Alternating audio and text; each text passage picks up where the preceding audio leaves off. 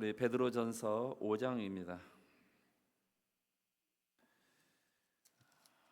신약성경 베드로전서 5장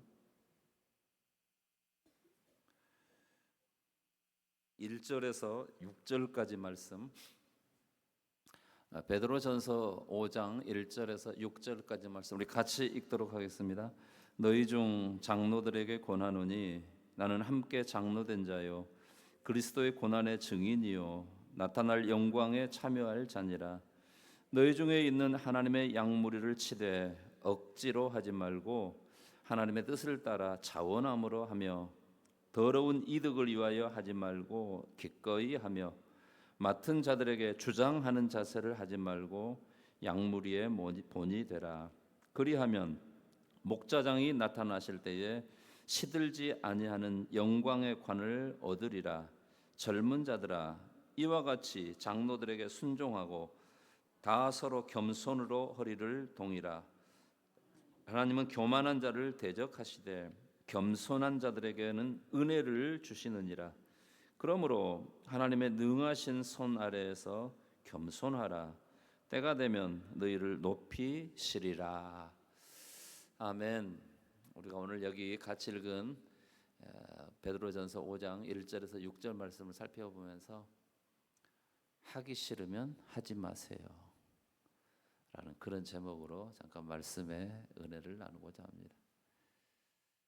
우리 옆 사람에게 그렇게 한번 해봐요. 하기 싫으면 하지 마세요. 이 기억에 남을 만한 이게 설교 제목이죠. 예, 일부러 이렇게 제목을 잡는 거예요.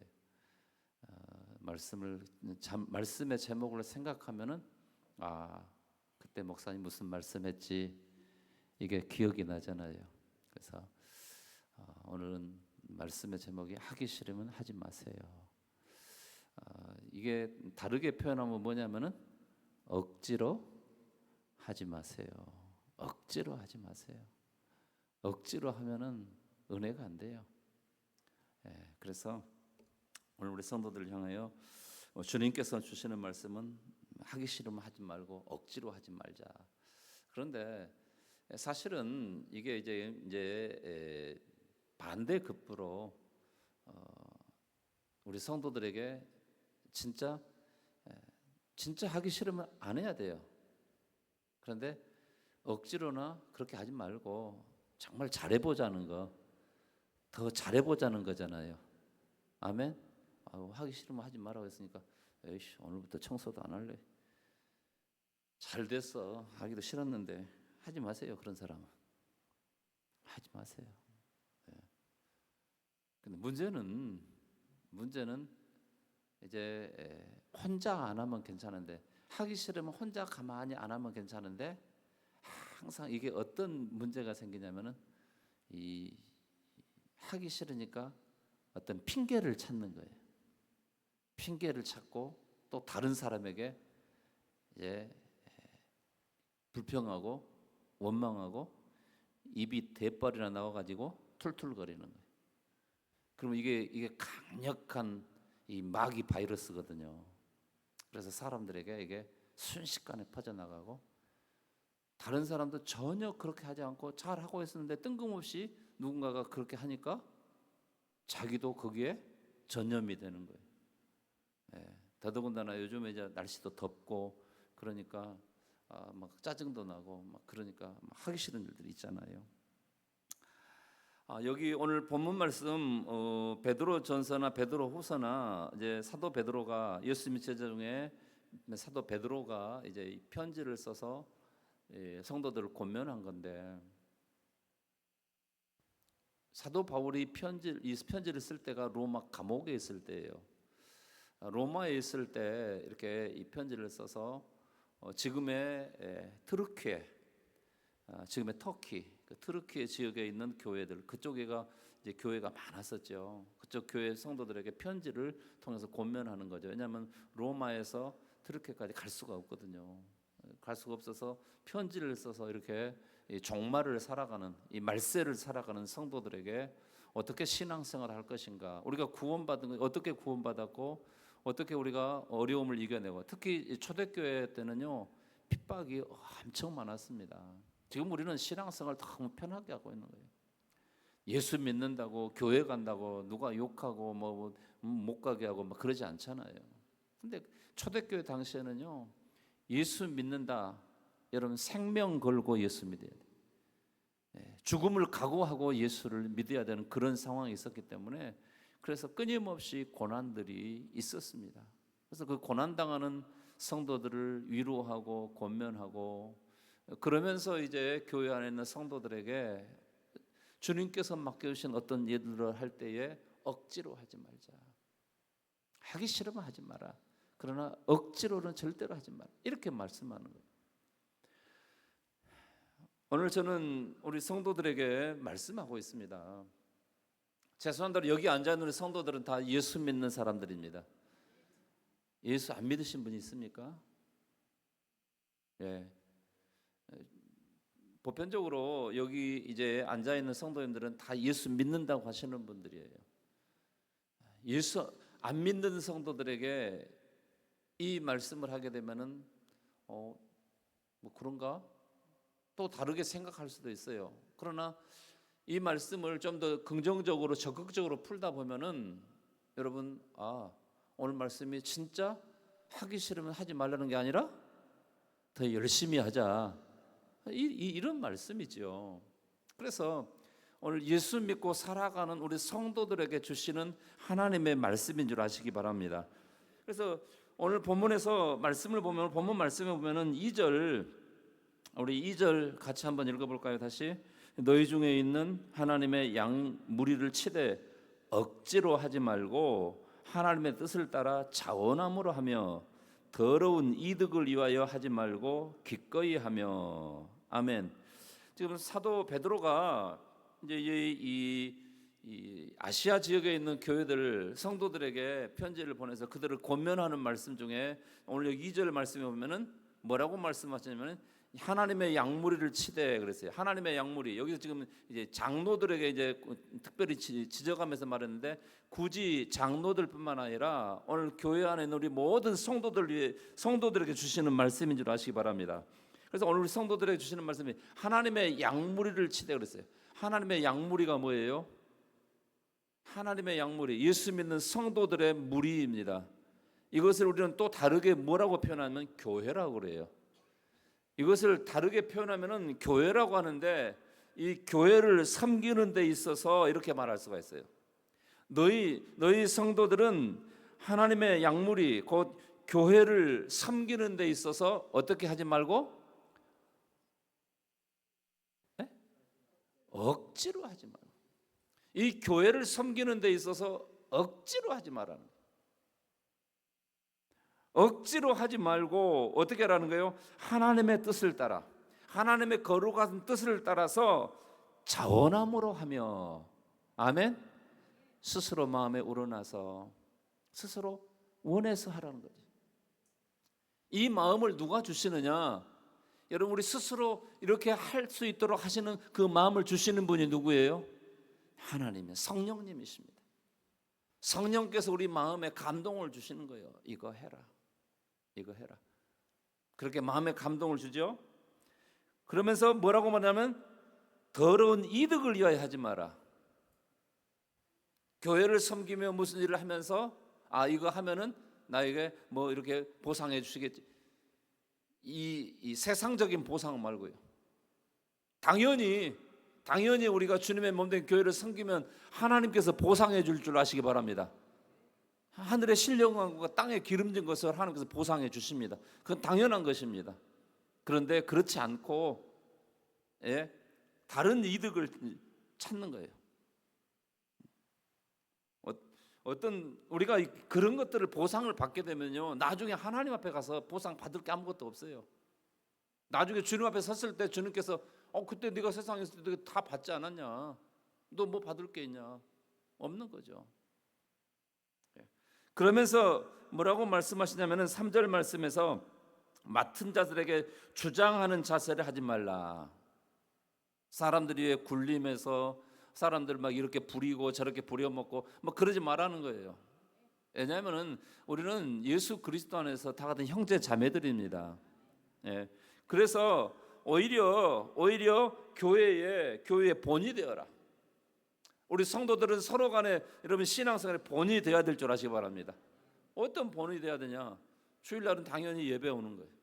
예배 드리는 것에 본이 되어야 돼요. 개인 어떤 특별한 사정이 있을 수도 있어요. 그러나 그렇지 않고 특별한 사정이 없음에도 불구하고 오늘 가기 싫으네. 그래서 교회 가려고 한 사람까지 오늘 나하고 같이 놀세. 교회 못 가게 만들고. 이러면 안 된다는 거죠. 무슨 상황, 어떤 상황에서도 할 수만 있으면 우리가 예배에 나오고 또 기도하기를 힘쓰고 할렐루야 이렇게 해야 되는, 본을 보여야 되는 그런 삶을 살아내야 된다, 그런 말씀입니다. 그렇게 되면은 여러분 4절에 보십시오. 뭐라 했는가? 4절 같이 읽겠습니다. 그리하면 목자장이 나타나실 때에 시들지 아니하는 영광의 관을 얻으리라. 영광의 면류관을 얻게 될 것에 대해서 말씀하고 있는데, 오늘 세상에서 무슨 일을 억지로 하고 하기 싫은데 억지로 하고 또 보상 다 받아버리고 그러면은 나중에 하나님께서 섰을 때에 상 받을 게 없다는 거죠. 그래서 우리는 그냥 섬기는 겁니다. 주님의 몸된 교회를 섬기는 거예요. 할렐루야. 그렇습니다. 그래서 그러면서 이제 어떻게 이제 우리가 섬겨야 되느냐? 여기 5절 6절에서 겸손하게 섬기라고 그렇게 말해요. 교만하지 말라. 겸손하게 섬기라 이렇게 말합니다. 여러분 보십시오. 섬기는 데 있어서 정말 중요한 것은 겸손함입니다. 이스라엘 백성들 그들이 이 애굽에서 종살이하다가 해방됐잖아요.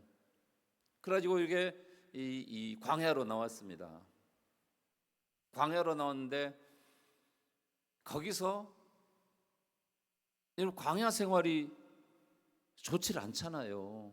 여러분 생각해 보십시오. 광야 생활이 얼마나 좋겠습니까? 얼마나 덥습니까? 물 한 방울 없습니다. 풀 한 포기가 없어요. 여러분 우리가 생각하는 풀 광야에 없습니다. 가시덤불이 있어요. 가시덤불, 가시나무 같은 거. 거기 이스라엘 백성들이 애굽에서 해방돼서 약속의 땅 가나안 땅을 향해 가는 그 광야는요, 우리나라는 나무가, 산에 나무가 막 엄청 우거져 있잖아요. 근데 거기는요 나무 한 그루가 안 보여요. 산이 다 바위로 돼 있어요. 얼마나 뜨겁고 더운지요. 물도 없고 나무도 없고 그늘도 없고 얼마나 힘든 상황입니까? 그러니까 한두 사람이 거기서 불평하는 거죠. 에이, 차라리 여기 안 가고 그냥 애굽에서 종살이하면 살 걸. 출애굽기에 기록된 내용이잖아요. 그러니까 그렇게 생각 안 하는 사람도 갑자기 누군가가 그런 불평하고 툴툴거리니까 맞아. 차라리 그냥 애굽에서 종살이하는 게 더 낫겠네. 이렇게 나오는 거죠. 이게 강력한 바이러스입니다. 그런데 여러분 보십시오. 이 광야에 나와서 이스라엘 백성들이 무슨 말을 하냐면은 우리가 그 애굽에서 종살이하면서 막 고깃값 막 곁에서 고기 썰어 먹고 막 참외도 먹고 수박도 먹고 부추도 먹고 뭐 얼마나 좋았냐. 이 말도 안 되는 소리예요. 여러분 이게 지금 언제적 얘기냐면 3,500년 전의 얘기예요. 3,500년 전에 노예들, 종들이 무슨 고깃가마 곁에 앉아서 고기 썰어 먹고 있고 참외 먹고 수박 먹고, 이게 말이 되는 거예요? 말이 안 되는 거예요. 그렇잖아요. 그러면은 그때 당시에 고기가마 곁에서 고기 썰어 먹고 수박 먹고 참외 먹고 그런 사람이 있었을까요? 없었을까요? 있었다는 거예요. 있었다는 거예요. 더더군다나 그 애굽의 이 고위급들은 잘 먹고 잘 살았어요. 그러나 또 이스라엘 백성들 가운데서도 종살이 하는 가운데서도 또 그 애굽 사람들 빌붙어 가지고 잘 먹고 산 사람은 있었을까요? 없었을까요? 있었다는 거예요. 여러분 우리 일제 강점기 때를 생각해 보십시오. 그때 온 백성들이 얼마나 수탈을 당했습니까? 일제에게. 그런데 그 사람들한테 빌붙어 가지고 잘 먹고 잘 산 사람 있었어요, 없었어요? 있었어요. 그리고 이스라엘 백성들이 그 애굽에서 해방에서 약속의 땅으로 나올 때에, 광야로 나올 때에 순수하게 이스라엘 백성들만 나왔어요? 또 다른 족속들이 같이 나왔어요? 성경에 보니까 잡족들이 같이 왔더니 잡족들이 같이 나왔대요. 이게 잡족이라고 하는데 좀 우리식으로 표현하면은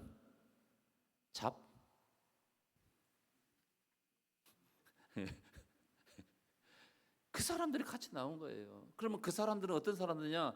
애굽 사람들이 아니에요. 다른 민족들이에요.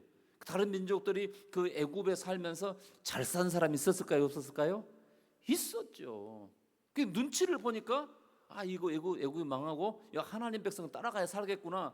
그러니까 눈치 빠른 사람들이 딱 정리해가지고 따라 나온 거죠. 따라 나왔는데 광야에서 보니까 어째요? 집도 없잖아요. 다 천막 치고 있잖아요. 물도 없잖아요. 엄청 덥잖아요. 먹을 것도 애굽에서 갖고 나올 때 다 떨어졌잖아요. 날마다 뭐만 먹어요? 만나만 먹는 거예요. 그러니 그런 사람들이 그 애굽에서 먹고 살만한 사람들이 하는 게 뭐예요? 아이씨, 우리 데리고 나왔으면 좀 잘 좀 먹여주지. 그 애굽에서 살던 그거 생각 나갔어요, 안 나갔어요? 당연히 나죠. 애굽에서 얼마나 좋은 집 짓고 살았잖아요. 날마다 고기 삶아서 고기 썰어 먹고 수박 먹고 참외 먹고 딱 그랬잖아요. 그런데 이제는 애굽에서 가지고 다 떨어지고 이제 맨날 먹는 것이 만나이니 뭐 마음에 들겠어요. 그러니까 막 불평하는 거죠. 어디로 우리 이렇게 데리고 나와서 이 고생시키냐고. 한두 사람이 그렇게 하니까 여러 사람에게 이게 퍼져나가는 거예요. 순식간에 퍼져나가요. 네. 그러면은 자기만 다시 애굽으로 돌아가면 될 거 아니에요. 그게 마음에 안 들면은. 근데 왜 그렇게 불평을 하냐는 거예요. 왜 이렇게 원망을 하는 거예요. 왜 툴툴거리냐는 거예요.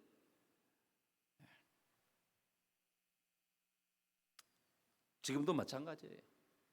지금도 마찬가지로 예수 믿고 구원받아 하나님을 섬기며 살아가는 사람들이 오늘 세상 속에서 신앙생활을 어떻게 해야 되는가 하는 바로 그런 부분입니다. 하나님은 사람을 창조하실 때 하나님의 형상과 모양을 따라서 인격적인 존재로 여러분 창조했습니다. 우리는 다 인격적인 존재예요. 우리는요 집에서 키우는 뭐 소, 돼지, 뭐 닭, 뭐 이런 것과는 차원이 다른 존재예요. 그들에게는 영혼이 없어요. 그들은 인격이 없어요.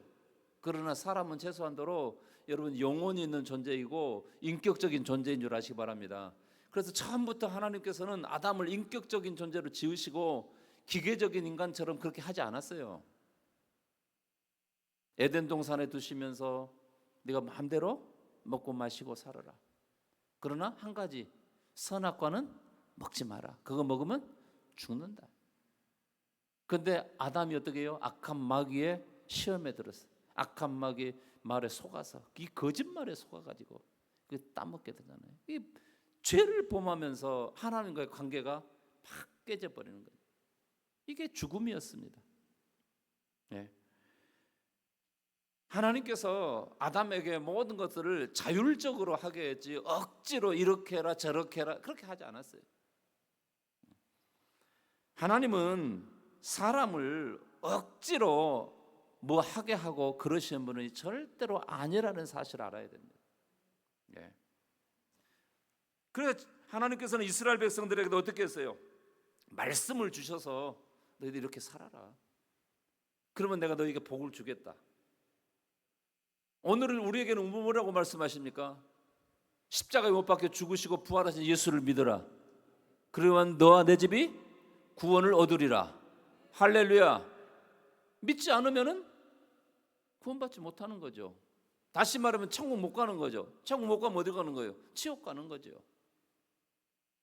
하나님께서는 지금도 여전히 어떤 것이든지 억지로 하시는 분이 아니에요. 그래서 어떤 사람은 예수 믿겠다고 교회 왔다가 내 신앙생활 하면서 또 성령 체험도 하고 그러다가 어떤 상황이 오면 다시 세상으로 가. 그런 사람이 하나둘이 아니에요. 여러분 착각하면 안 돼요.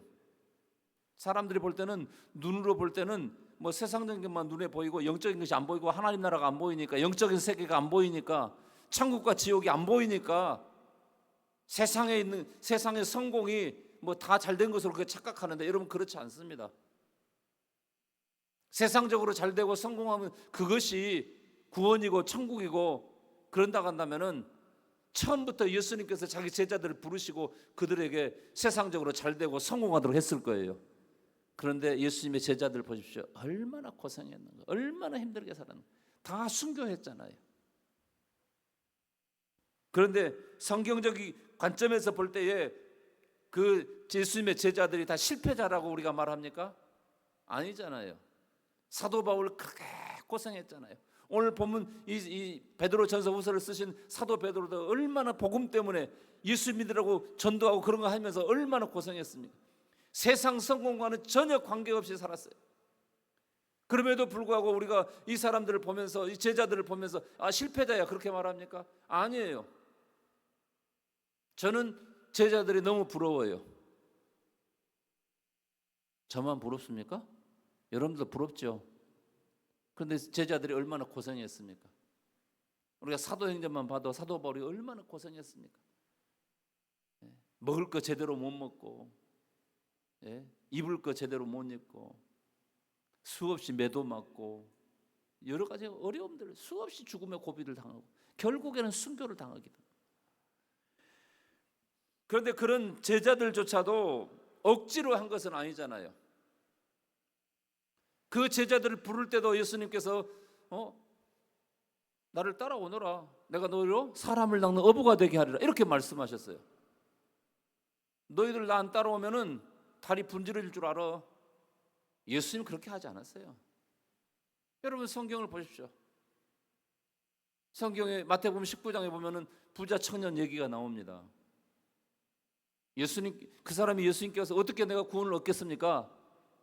그래 예수님 뭐라고 해요? 내가 계명을 지켜라. 아 내가 어릴 때부터 다 지켰는데요. 그래? 너에게 한 가지 부족한 게 있다. 너 부자 아니냐?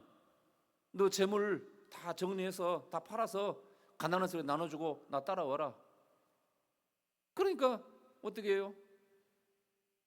이 사람이, 자 여기 말씀 한번 이렇게 같이 한번 읽고 22절 시작. 그 청년이 재물이 많음으로 이 말씀을 듣고 근심하며 가니라.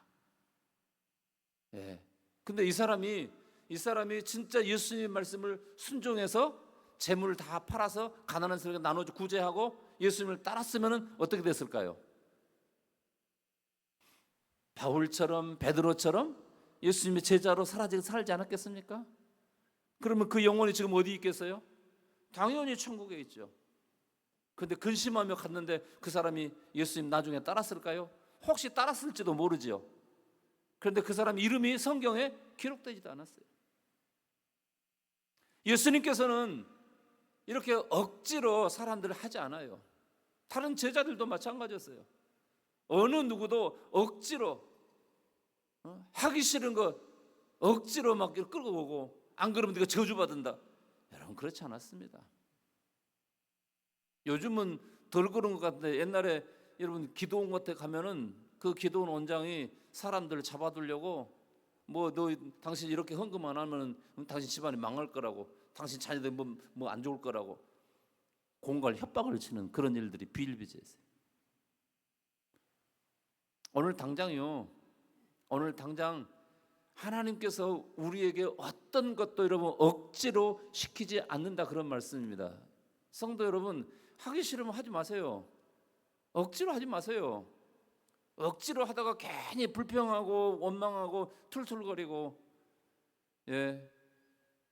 그러면요 오히려 그것이 교회 공동체를 무너뜨리는 마귀 역사라는 사실을 알아야 돼요. 그게 불평하고 원망하는, 하기 싫은 거 억지로 하다가 그렇게 되면 악한 마귀 역사에 여러분 휘둘리게 되는 거예요. 그래서 자기뿐만 아니라 그 주변 사람들까지도 망하게 만드는 거예요. 이게 얼마나 여러분 악한 일인 줄 아십니까? 예수 믿고 살아가는 우리 성도들은요, 다 사역자예요. 우리 몸에 여러 지체가 있잖아요. 오른손, 왼손, 뭐 눈도 있고, 코도 있고, 귀도 있고, 뭐 요 뱃속에도 뭐 수많은 장기들이 있고, 다 있습니다. 그런데 오른손이 하기 싫으면 안 하는 거죠. 그럼 어떻게 되는 거예요? 오른손 지가 하기 싫으면, 하기 싫어서 안 하면은 지는 편할지 몰라. 그렇죠? 오른손은 편할지 몰라요. 그런데 다른 지체들은 힘든 거예요. 이게 무슨 말이냐면은 이 교회는 공동체입니다. 네, 공동체예요. 근데 성도들이 한 사람이 내가 해야 될 부분을 내가 안 하면은 다른 누군가가 그 일을 해야 돼요. 상당히 힘든 거예요, 그 사람이 이제 그 부분까지 하기 위해서. 그런데 문제는 하나님께서 그거 안 한다고 뭐 징계를 한다든가 아니면 보복 조치를 취한다든가, 여러분 그렇지 않습니다. 제가 뭐 강단에서 계속해서 우리 성도들에게 여러분 예배 빠지지 마십시오. 오늘도 주보에 이 성도들에게 예배 드리는 것과 기도와 전도와 선교와 구제는 책임과 의무입니다. 이 주보에 광고 나왔잖아요. 여기 보세요. 뭐라고 나오는가? 7번. 성도들은 예배드림과 기도, 전도, 선교하는 것에 최선을 다해야 합니다. 예배와 기도, 전도, 선교는 성도들이 감당해야 할 책임과 의무입니다. 아멘. 예. 이게 영적 생활, 우리 성도들에서 기본적인 것입니다. 그런데 여러분 예배 드리기 싫다고 예배 안 나왔어요. 한 번 안 나왔어요. 그랬더니 하나님께서 왜 안 나가니 막 쪼아대고 그래요? 아니면은 내가 예배 안 드리고 기도 안 하고 그러니까 이제 우리 사업이 망하고 뭐 아이들이 뭐 병들고 안 좋고 뭐 그렇습니까? 여러분 하나님은 그런 째째한 하나님 아닙니다. 째째한 하나님 아니에요. 뭐 안 했다고 뭐 하라겠는데 안 했다고 뭐 쪼아대고 뭐 다리 분질러 놓고 뭐 보복하고 징계 뭐 그런 분 아니에요. 하기 싫으면 하지 마세요. 괜히 불평하고 원망하고 툴툴거리고 다른 사람까지도 그냥 못하게 만드는 거. 이게 얼마나 악한 것인가를 봐야 돼요. 하나님께서는요 하지 않는 것 그 자체를 보는 게 아니라 그것 때문에 다른 사람들에게 영향을, 이 교회 공동체에 미치는 영향을 보고요 그것 때문에 무섭게 징계하십니다. 그래서 오늘 우리가 한 지체로서, 교회 지체로서, 몸된 교회 지체로서 내가 해야 될 일을 감당해 주면은요 교회는 건강하고 아름답게 세워져 가는 거예요. 네, 그렇습니다. 성도는 인격체예요. 하나님께서 맡겨진 그 일을 하기 싫으면 안 하면 돼요. 그런데 안 할 때 그냥 조용히 안 하면 돼요. 사람들이 근데 안 하기 위해서 어떻게 하냐? 핑계거리를 찾는 거예요. 이것이 어떻고 무엇이 저쩌고 핑계거리를 찾는 거예요. 하는 사람들은 절대 불평하고 원망하지 않습니다. 그렇습니다. 인격체로서 뭐 하나님께서 분명히 성경에 기도하라고 했잖아요. 그런데 지금까지도 기도 하루 1시간도 안 하고 5분도 안 해도 그래도 하나님이 다 살려두시잖아요. 심지어는 예수 믿지 않는 세상 사람들까지도 다 살려놓고 있잖아요. 그런데 여러분 그것만 보면 안 돼요. 마지막 결과가 뭔가를 봐야 돼요. 예수 믿지 않고 세상 살아가면서 세상적으로 성공한 사람들이 얼마나 많습니까? 오히려 예수 믿는 사람들이 더 힘들고 어렵고 가난하게 살아가요. 세상 사람들이 더 부유하게 세상 그만큼 누리며 즐기며 막 살아가는 그런 모습 볼 수 있어요. 자기들은 세상에서 성공한 줄 알아요. 성공 아니에요 그거. 아무리 세상에서 성공하고 또 성공해도요 예수 믿지 않고 살아가면은요 결국은 다 망하는 거예요. 여기서 망한다는 것은 뭐예요? 지옥 가는 거예요. 성도 여러분 착각하면 안 돼요. 예. 그 사람들에게 지금 세상 사람들에게 우리 성도들이 우리 주변의 사람들에게 만나서 예수 믿자고, 예수 믿어 구원받고 천국 간다고. 최소한으로 대한민국 땅에 살아가는 사람들 가운데 이 말을 안 들어본 사람은 거의 없을 겁니다. 그렇죠? 그런데 자기 생각에, 자기 판단에 뭐 예수 믿어야 꼭 천국 가냐? 뭐 속으로는 또 다르게 뭐 무슨 천국과 지옥이 있다고 그래? 무슨 거짓말을 해? 이렇게까지도 생각하는 사람도 있을 것이다, 그런 말씀입니다. 그래서 사람은 예수를 믿든지 안 믿든지 인격체로서 하나님께서 그들 스스로 결정한 그것에 대해서 더 이상 말씀하지 않아요. 그러나 마지막 심판은 반드시 있다는 사실을 우리가 알아야 됩니다. 할렐루야. 심판이 반드시 있다는 거예요. 그런데 세상 사람들은 그걸 모르는 거죠. 전혀 그것에 대해 인정하려고 하지 않는 거예요. 죄송한데 예수 믿는 우리 성도들은요, 마지막 심판이 있다는 거 다 알고 있잖아요. 그런데 심판이 무서워서 하나님께서 뭐 예배하라니까 예배하고 기도하라니까 기도, 그렇지 않아요. 예. 안 한 것에 대해서는 하나님께서 어떤 조치를 하지 않아도 내가 하지 않은 그것에 대해서 하나님께서 책임을 져주지 않는다는 그런 말씀입니다.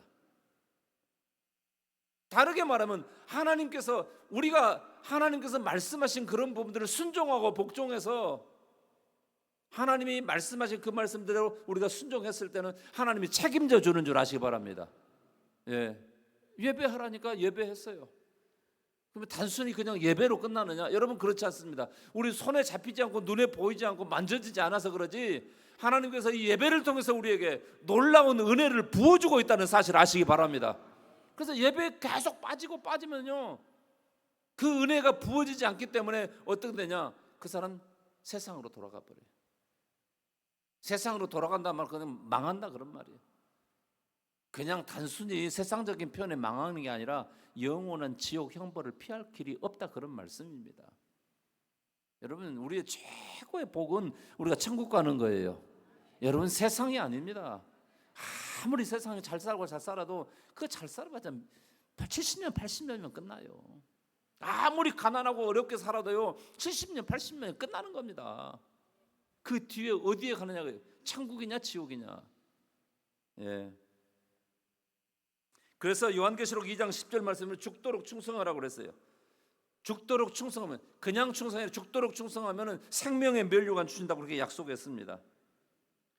충성하지 않으면 면류관이 없죠.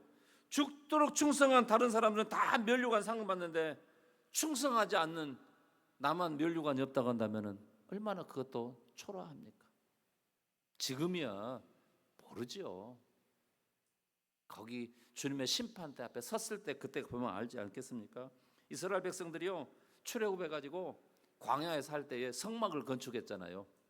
성막 건축하는데 여러분, 거기에 뭐 금도 필요하고 은도 필요하고 철도 필요하고 그 외에 뭐 이렇게 천막을 치려면 이렇게 위에 덮개가 있어야 되잖아요. 그런데 그런 덮개 같은 거 어떻게 어디서 조달을 해요? 그 광야에서. 그런데 모세가 이스라엘 백성들에게 우리 성막 건축하게 여러분 가지고 있는 재료를 가지고 오십시오. 그러니까 사람들이 그 애굽에서 이렇게 출애굽하면서 애굽 사람들한테 이렇게 받았던 금, 은 막 이런 거 내놓는 거예요. 그런데 덮개를 만들려면 실로 이렇게 짜야 되잖아요. 근데 그 광야에서 이스라엘 백성들이 그 더운데 거기서 그걸 짜고 있는 거예요. 덮개를 이렇게 짜고 있는 거예요. 실로 이렇게 가지고 실을 삼아서 양털로 삼아가지고 짜는 거예요. 그런데 출애굽기 35장 거기 말씀과 36장 말씀에 보니까 이스라엘 백성들이 정말 기쁨으로 감사하는 마음으로 자원해서 막 그거 내는 거예요. 자원, 억지로 한 게 아니에요. 하나님께서 뭐라고 말씀하면 억지로 내는 자는 받지 말라는 거예요. 억지로 내는 사람 받지 마라. 자원해서 내는 사람 받으라는 거예요. 그런데 자원해서 이렇게 사람들이 그 물건들을 이렇게 건축 재료를 내놓는데 너무 많이 들어오는 거예요. 그래서 그 건축을 일을 하는 부살렐과 오홀리압이 이제 모세에게 말해가지고 충분합니다. 이제 그만 가지고 오셔도 됩니다. 그만 가지고 오라고 하십시오. 그래서 모세가 이제 말을 해서 그만 가지고 오게 된 거죠. 모든 건 자원해서 했어요. 억지로 하지 않았어요. 지금도 하나님께서는 모든 것 자원해서 하게 하지 억지로 하지 않아요. 다음 주일날 오후 예배 끝나고 나서 이제 저하고 이제 저희 집사람하고 우리 부목사님하고 사모님, 그다음에 우리 박종관 목사님, 그리고 여기 LED 스크린 이거 하시는 이제 장로님, 이제 화순회 교회 다니는 장로님이세요. 이 사업을 하시는 분. 우리 저기 필리핀에 있는 선교지에 이 LED 스크린 이게 설치하러 갑니다. 다음 주일날 오후 예배 끝나고 나서 출발을 해요. 그런데 이 LED 스크린 하는데 한 3천만 원 정도 이렇게 비용이 들어가요.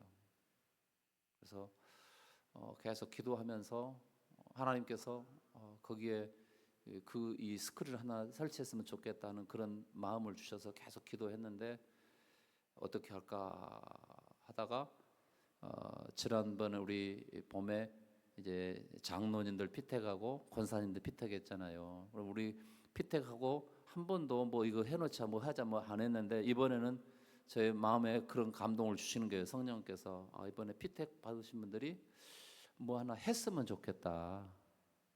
그래서 제가 우리 피택자들 모임을 통해서 이번에는 선교제에다가 우리 교회 말고 선교제에다가 우리가 한번 하나 만들었으면 좋겠습니다. 그래서 제가 제안을 했어요. 이거 스크린을 해놓고 보니까 너무 좋아서 거기도 하나 했으면 좋겠습니다. 이렇게 말을 하고 그 대신 두 주간 여러분 기도하십시오. 하나님께서 마음에 감동되는 대로 우리가 헌금을 한번 드립시다. 여러분이 작정한 대로 하나님께서 감동되는 대로 하기만 하면은 이제 헌금은 반드시 꼭 그만큼 나올 겁니다. 했어요. 그래서 2주간 지나서 다시 피택자들 모여서 이제 이렇게 하나님께서 마음에 감동된 대로 이렇게 얼마 이렇게 할 것인가 한번 작정해 보라고 했어요.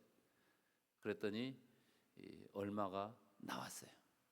얼마가 나왔는데 제가 계산을 다 해보니까 딱 쓰고 18,000원이 지금 남게 돼요. 제가 예산을 세웠는데 다 쓰고 18,000원 정도가 남아요. 지난번에 우리 요거 할 때도 그랬잖아요. 억지로 하지 않고 자원하는 마음으로 성령께서 감동 주시는 대로 하자겠는데 요거 하는데 4천 얼마인가 헌금. 저는 한 2천만 원이면 되겠다 했어요. 제가 그때 2천만 원인가 광고했었잖아요. 그런데 성도들이 다 헌금한 것이 4,300만 원인가? 그게 4,200만 원. 결산서는 있는데 제가 정확하게 기억 못 하겠습니다. 했는데 다 공사하고 여기 강단도 다 새로 했잖아요. 뭐 필요한 이제 기구들 사고 이렇게 했는데 얼마 남았냐? 13만 원 남았어요. 그때도. 그래서 제가 피택 받으신 분들한테 하나님께서 분명히 필요한 만큼 딱 주실 것입니다. 절대로 빚내지 마십시오. 절대로 억지로 하지 마십시오. 마음의 감동대로 하시기만 하시면 됩니다. 했는데 딱 지금 이제 뭐 이렇게 비용들 다 지불하고 그 이제 다음 주에 이제 출발해서 그가 이제 숙식비라든가 이런 거 다 쓰고 이렇게 남은 게 계산해 보니까 18,400원인가 그 정도 지금 예산상으로 이렇게 지금 남아요. 하나님은요 우리로 하여금 일을 하라 할 때에 절대로 억지로 하지 않습니다. 하기 싫으면 안 하면 돼요. 그러나 하나님께서 나에게 맡겨주신 일이라고 생각한다면 여러분 기쁨으로 감사함으로 하되 예수님께서도 우리를 죄와 저주에서 구원하기 위해 어떻게 하셨느냐? 십자가에 못 박혀 피 흘려 죽어주셨는데 억지로 하지 않았다는 사실을 여러분 아시기 바랍니다. 예수님도 억지로 하지 않았어요. 그런데 예수님이 십자가에 못 박혀 죽는 일이 쉬운 일이었냐? 여러분 절대로 그렇지 않습니다. 여러분 우리가 쉽게 예수님이 십자가에 못 박혀 죽으시고 나를 구원하셨다고 그렇게 말하지만 예수님이 십자가에 못 박혀 죽는 그 일은요 엄청난 큰 일이었습니다. 정말 무서운 일이었습니다. 여러분 십자가에 못 박혀 죽는다고 한번 생각해 보세요. 얼마나 고통스럽습니까? 아버지 하나님께서 예수님을 가서 네가 십자가에 죽으라고 했어요. 그래서 예수님도 잡히시던 날 그날 밤에 겟세마네 동산에서 기도할 때 뭐라고 했어요? 아버지여 할만하시거든 이 십자가에 쓴 잔을 내게서 옮겨주시옵소서. 그러나 내 온대로 마시고 아버지의 뜻대로 되기를 원합니다. 그래서 아버지께서 처음에 약속한 대로 너 십자가에 죽으라. 그러니까 자원함으로 예수님께 십자가에 못 박혀 죽은 줄 아시기 바랍니다. 누구를 위해서요? 나를 위해서요. 다 같이 나를 위해서요. 예수님이 다른 사람이 아니라 나를 위해서 십자가에 자원해서 죽어주신 거예요. 이거 얼마나 감사한 일입니까? 예수님이요 하기 싫으면요 얼마든지 피할 수도 있어요. 그날 밤에 겟세마네 동산 기도할 때에 거기서 겟세마네 동산에서 바로 감람산 그 끝에 넘어가 버리면은 못 잡아요. 더구나 밤이었잖아요. 얼마든지 피할 수 있어요. 억지로 안 할 수 있어요. 그런데 주님께서 자원하는 마음으로 여러분 십자가에 죽으시고 부활하시고 우리를 구원한 줄 아시기 바랍니다. 우리가 예수님을 따라갈 때에 하나님께서 내게 맡기신 어떤 일도 억지로 하면 안 돼요. 사도 베드로도 오늘 본문에서 이 성도들에게 권면의 편지를 통해서 억지로 하지 말라고, 교회를 섬기는 데 있어서 억지로 하지 말라고, 신앙생활 하는 데 있어서 억지로 하지 말라는 거예요. 네. 그래도 저는 오늘 성도들에게 부탁하고 싶어요. 기도하라고, 전도하라고, 때를 어떤지 뭐든지 전도하라고, 그리고 선교하자고, 구제도 하자고, 또 예배도 잘 드리자고. 주일 낮 예배만 나오고 수요일 밤 예배, 오후 예배, 주일 오후 예배, 수요일 밤, 금요일 밤 안 나오시는 분들 좀 나와서 예배 드리세요. 그리고 새벽을 깨워서 좀 기도 좀 합시다. 갑자기 아멘 소리가 확 죽어버려요. 새벽을 깨워서 기도합시다. 전도합시다. 선교합시다. 할렐루야 하자고요. 그러나 억지로는 하지 마세요. 하기 싫으면 안 해도 돼요. 다만 불평하고 원망하고 그러지는 마세요.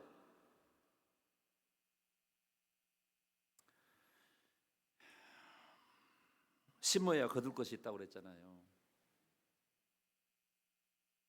봄이 되어서 다른 사람들 다 나가서 땅 파고 이렇게 씨앗 심고 이렇게 하는데 그 봄에 하기 싫잖아요. 몸은 나른하고 땅 파고 이런 게 쉽지 않잖아요. 또 여러분 봄에 지금은 이 모 심는 것도 다 기계로 하고 또 모도 이렇게 온실에서 키우더라고요. 하우스에서. 근데 옛날에는 다 논에 가서 했잖아요. 논에 가서 모짜리 할 때 여러분 여기서 모짜리 해보신 분들 있을 거예요. 봄에 모짜리 한다고 논에 들어가 보세요. 팔이 깨져버려요. 저도 해봤어요. 모짜리 하는데 들어갔는데 그 땅속은 얼마나 추운 줄 아십니까? 겨울 내 얼었던 땅이잖아요. 봄이 됐는데 풀리긴 했는데 얼마나 이제 와 발이 깨질라 그러더라고요. 그러니까 깨질라 근데 통증이 얼마나 심합니까? 그런 거 싫다고 모짜리 안 하고 봄에 뭐 안 심고 그러면 가을에 거둘 게 없어요. 하기 싫어서 안 했는데 하기 싫고 노니까 얼마나 좋습니까? 근데 가을에는 거둘 게 없죠. 가을에 거둘 게 없으니까 겨울에 먹고 살 거에서 굶어 죽는 거죠. 그런데 힘들고 어렵지만은 봄에 그래도 해야 될 일이기 때문에 하는 거죠.